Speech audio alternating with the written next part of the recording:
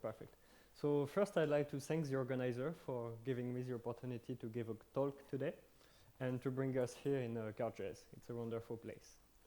So today I will talk about the work I'm doing during my PhD with Laszlo Rassaert about Supperradiance. We already had a really good introduction about Supperradiance yesterday by the lecture of Joachim. And so I will be quite quick in the introduction, but do not hesitate to interrupt me at any point if you have a question. So, as a reminder, Supperradiance is work with the collective coupling of an ensemble of quantum emitters to the light. So if we take a few quantum emitters inside a small volume compared to the wavelengths of the emitted light, they will spontaneously emit collectively.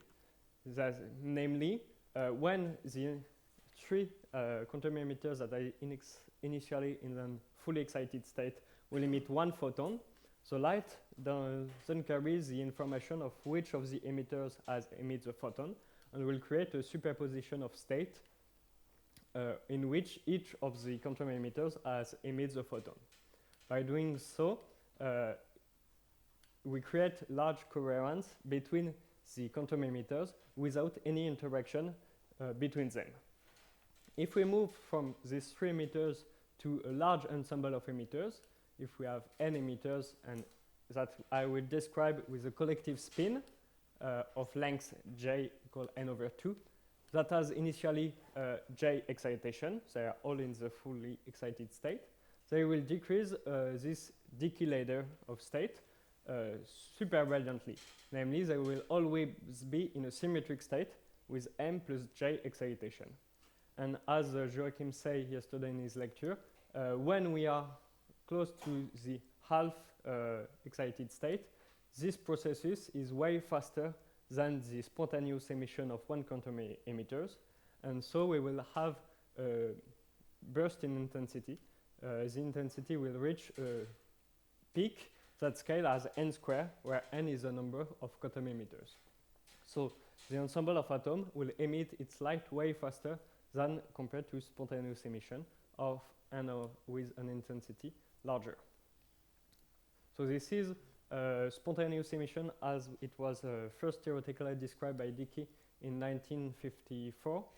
And the first experimental observation in atoms and molecules has been done in the 70s by several groups for few emitters. But nowadays, it's still quite a challenging task experimentally to measure superradiance because we want to have a symmetric coupling of our quantum emitters with the light. And the goal nowadays is to scale up the system to really appreciate this n square scaling of the interaction. So conceptually, it can be done in two ways. The first intuitive way is to pack the quantum emitters, for example atoms, inside a small volume to make them collectively coupled to the mode of light.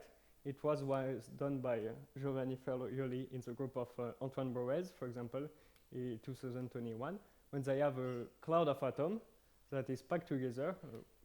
They have thousands of them, and they measure this superradiant burst.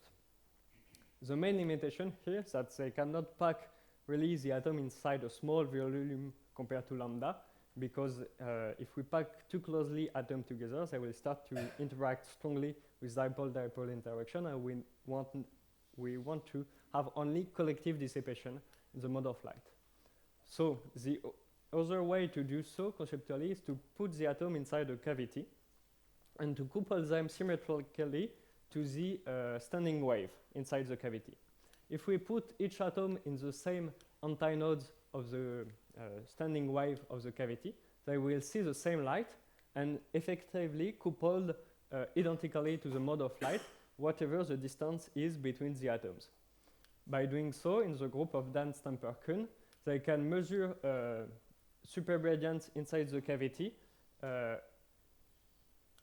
with tens of atoms when the distance, even when the distance between the atoms is in the order of tens of lambdas.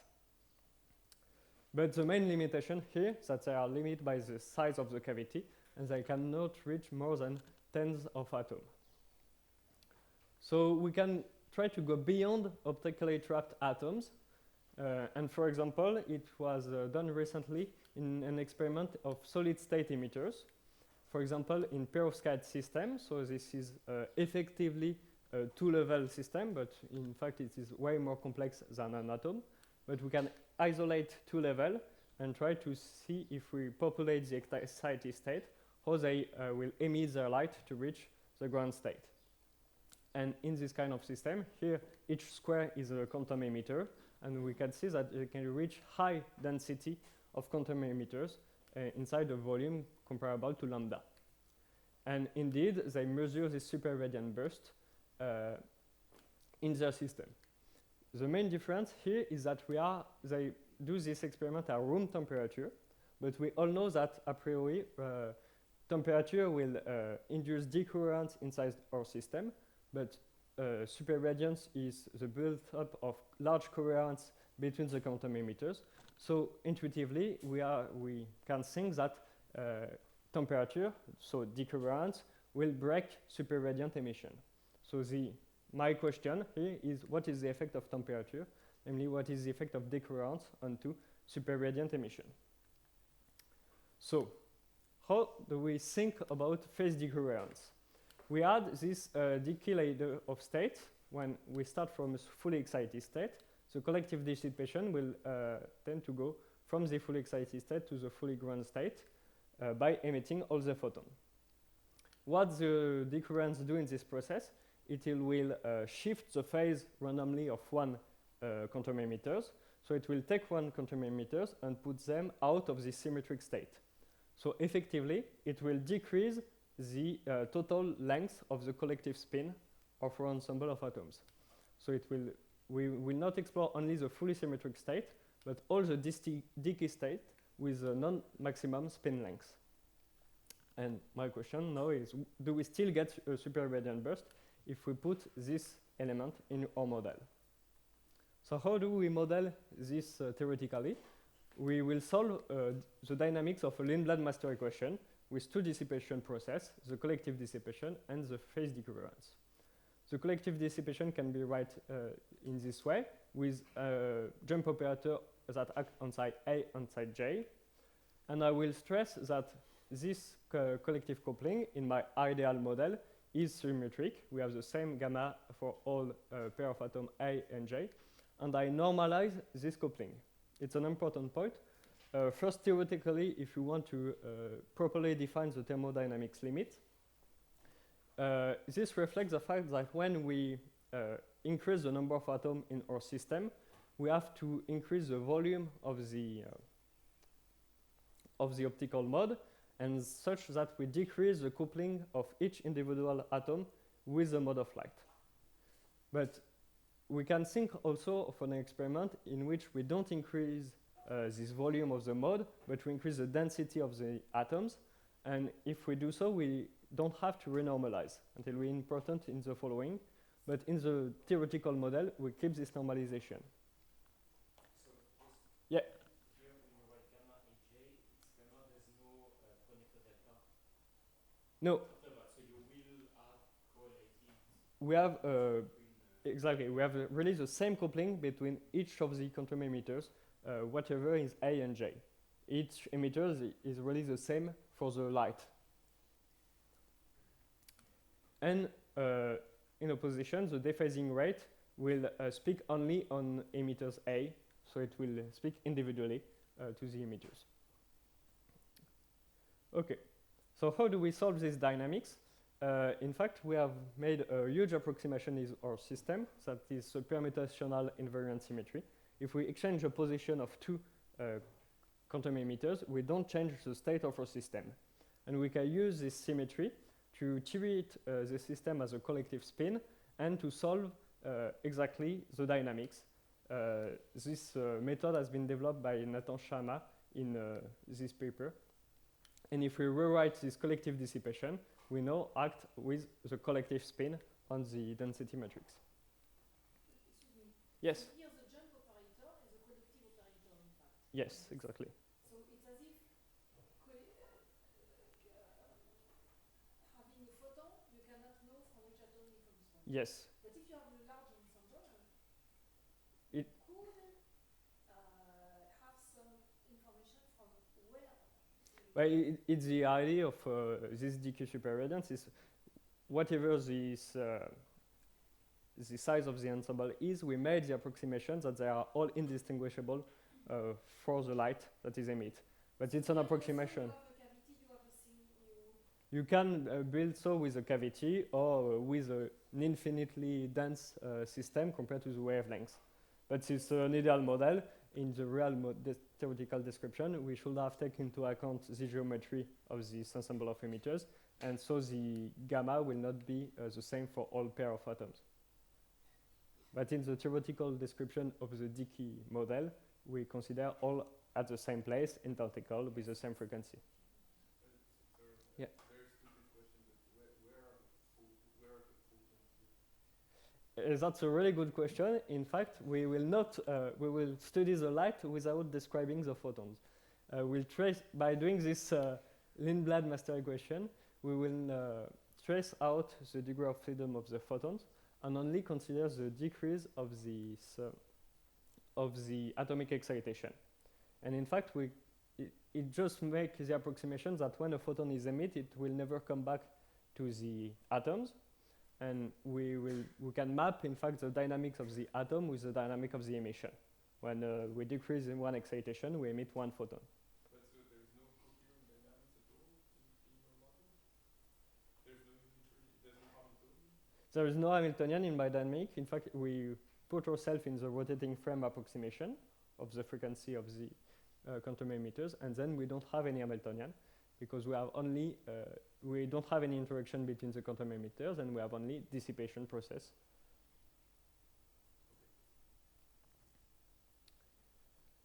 Okay, any other question? So this permutational invariant symmetry allows us to solve the exact dynamics up to 1,000 of atoms. It's already really good to have the exact solution.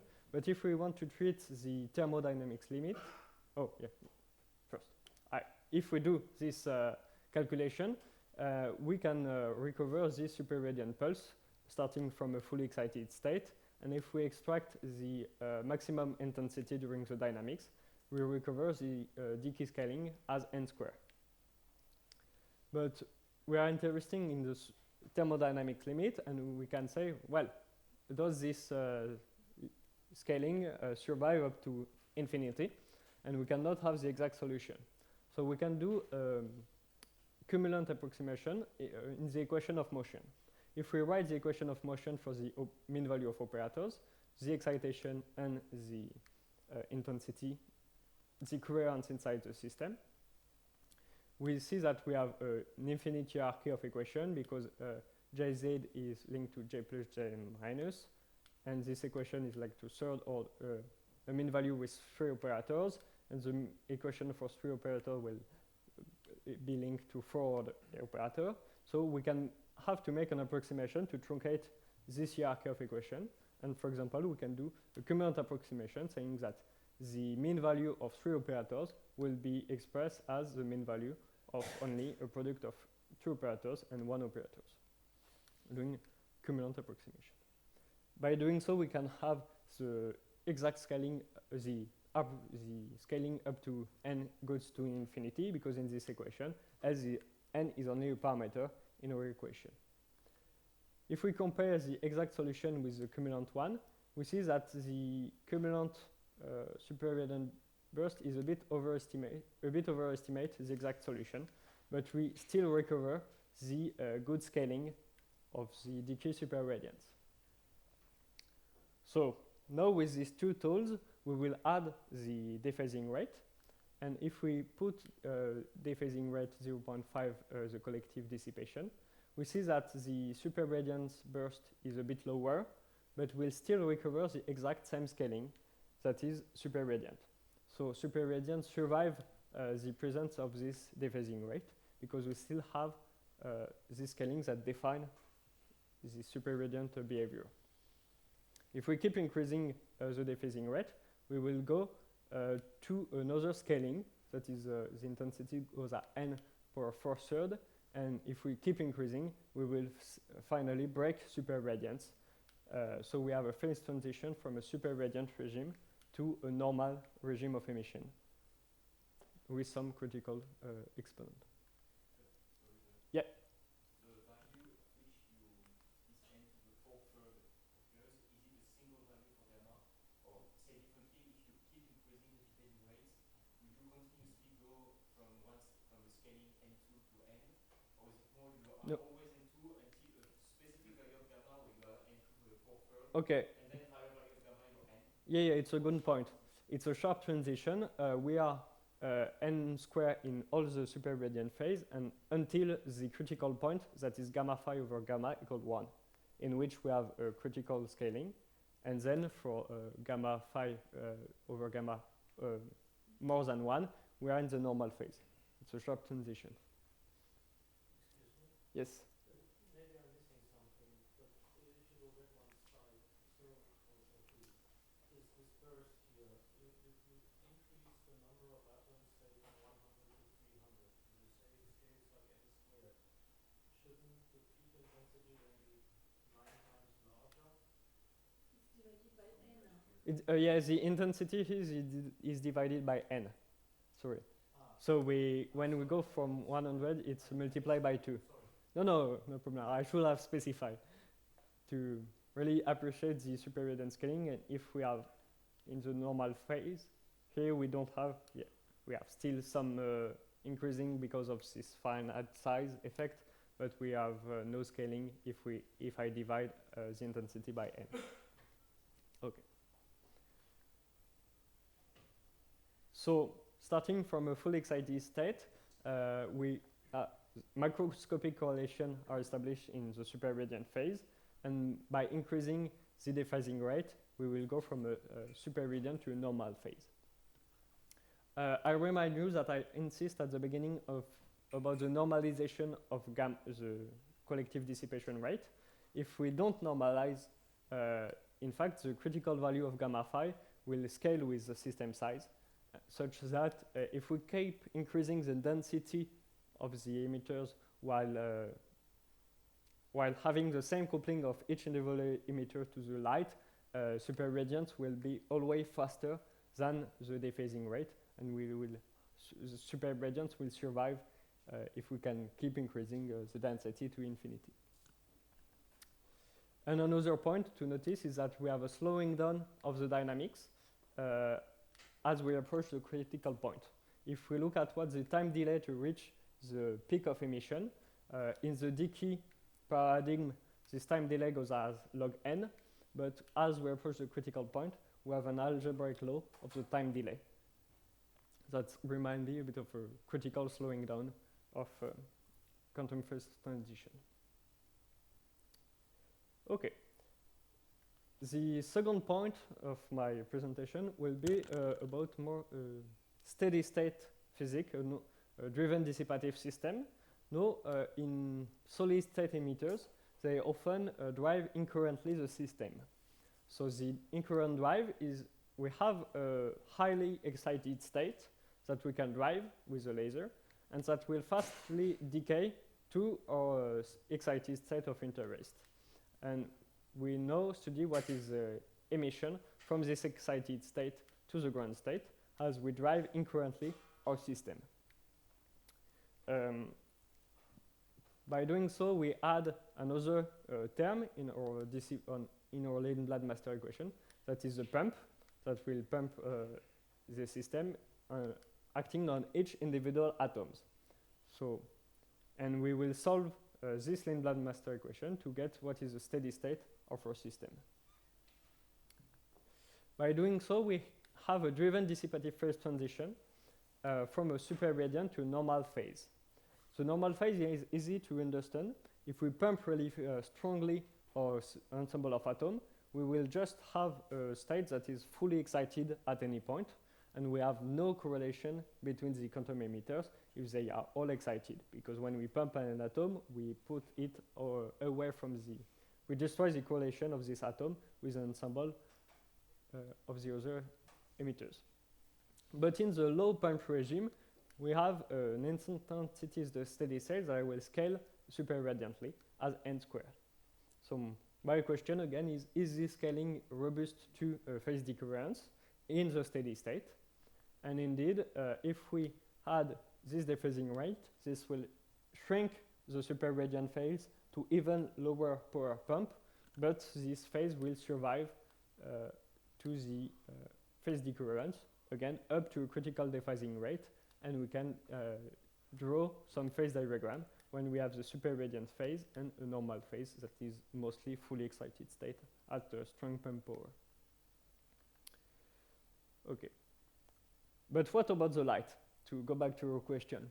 What is the emitted light and how can we characterize? We have the intensity of the light, but we can discuss also the quantum properties of the light that is emitted.